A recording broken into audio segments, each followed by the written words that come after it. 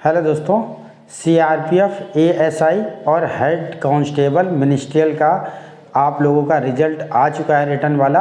अब बच्चों की टाइपिंग लगी हुई है और स्किल टेस्ट लगा हुआ है स्टेनो वाला का। तो आज हम लोग बात करेंगे केवल टाइपिंग टेस्ट के बारे में। जो हेड कांस्टेबल मिनिस्ट्रियल वाले जो बच्चे हैं जिनको टाइपिंग टेस्ट देने के लिए जाना है उसकी टाइपिंग के बारे में बात करेंगे। और आज हम आपको कुछ टिप्स बताएंगे जिससे आपका आसानी से पेपर निकल जाएगा। सबसे पहले तो आपको ये पता होना चाहिए कि वहाँ पे जो टाइपिंग हो रही है हिंदी में करनी है और आपको इंग्लिश में करनी है। इन दो में से किसी एक में आपको टाइपिंग करनी है। और आपको गलतियाँ पता होनी चाहिए कि हमारी गलतियाँ कितनी हो जाएंगी तो हम पास रहेंगे और कितनी ज़्यादा हो जाएंगी तो फेल हो जाएंगे, और कितने मिनट की टाइपिंग होगी उन सब के बारे में हम आप लोगों से बात करते हैं। देखिए, सबसे पहले तो हम आप लोगों को बताना चाहेंगे कि जो हिंदी की टाइपिंग है वो मांगी है 30 वर्ड पर मिनट, मतलब कि 30 की स्पीड से आपको टाइपिंग करनी है। और इंग्लिश की जो टाइपिंग है वो 35 वर्ड पर मिनट, मतलब उसमें 35 की स्पीड से आपको टाइपिंग करनी है। अब टाइम जो है वो आपको मिलेगा 10 मिनट का, मतलब 10 मिनट का आपको एक पैरा मिलेगा और उस पैरा को ही आपको टाइप करना होगा। अब टाइप करते समय काफ़ी चीज़ों का ध्यान भी दिया जाता है, वो भी हम लोग बात करेंगे। सबसे पहले हम आपको बता दें कि आपको जो टाइमिंग है वो 10 मिनट की मिलेगी और हिंदी वालों के लिए 30 वर्ड पर मिनट रहेगी टाइपिंग करनी होगी, और इंग्लिश वालों के लिए 35 वर्ड पर मिनट टाइप करना होगा। इन दोनों में से आपको कोई एक करना होगा। अब देखिए, और 5% की आपको छूट मिलेगी, केवल और केवल 5% की। अगर आप टाइपिंग कर रहे हैं और टाइपिंग करते करते आपकी मान लीजिए 5% गलतियां हो रही हैं तो आपको कोई दिक्कत नहीं, आप पास हो जाएंगे। उसके बाद अगर मान लीजिए आपकी 5% के अलावा 1% गलती बढ़ गई है तो फिर आपकी जो सही शब्द हैं 10 शब्द आपके सही वाले काट लिए जाएंगे।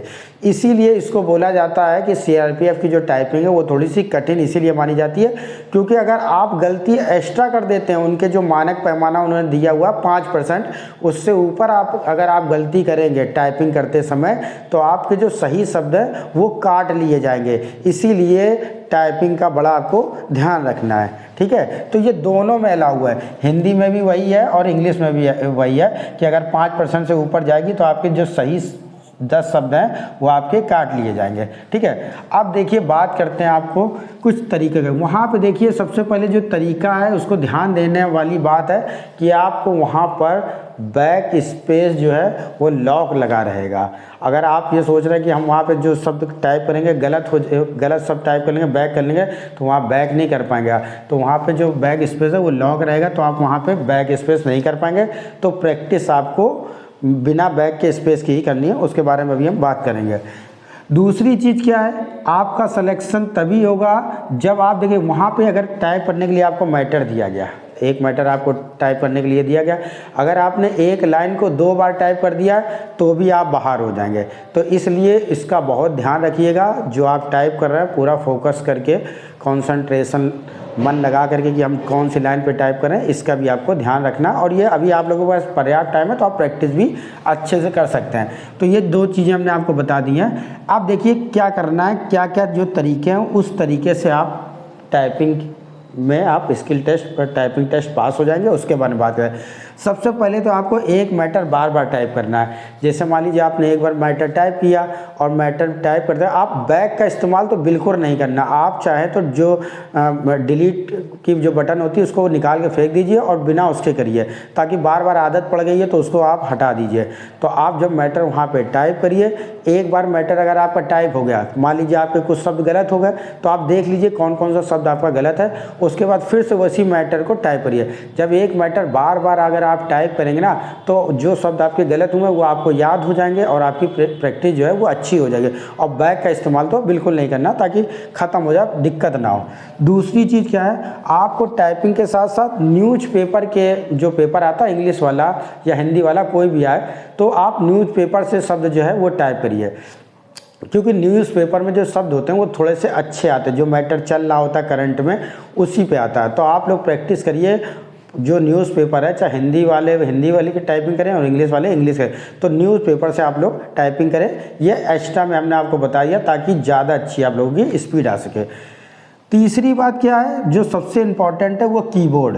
कीबोर्ड आपको एक नहीं कई कीबोर्ड में टाइप करना है। जैसे मान लीजिए कोई मतलब कि आपने क्या कोई ऐसी शिफ्ट है जिसमें छोटी शिफ्ट है, किसी में बड़ी है, कोई लेनोवो का आपके पास कीबोर्ड है, ठीक है, किसी का डेल का है, तो ऐसे कीबोर्डों में आपको टाइप करना है। जब आप इस चीज़ के आदी हो जाएंगे कि जैसे मान लीजिए घर पे जो होता है उसमें शिफ्ट बड़ी है और वहाँ गए आपको छोटी शिफ्ट मिल गई है, तो इसका भी ध्यान रखेंगे। जब आप आदी हो जाएंगे कि आपको कोई भी कीबोर्ड दे दिया जाए तो आपका जो पेपर है वो निकलने में आसानी रहेगी।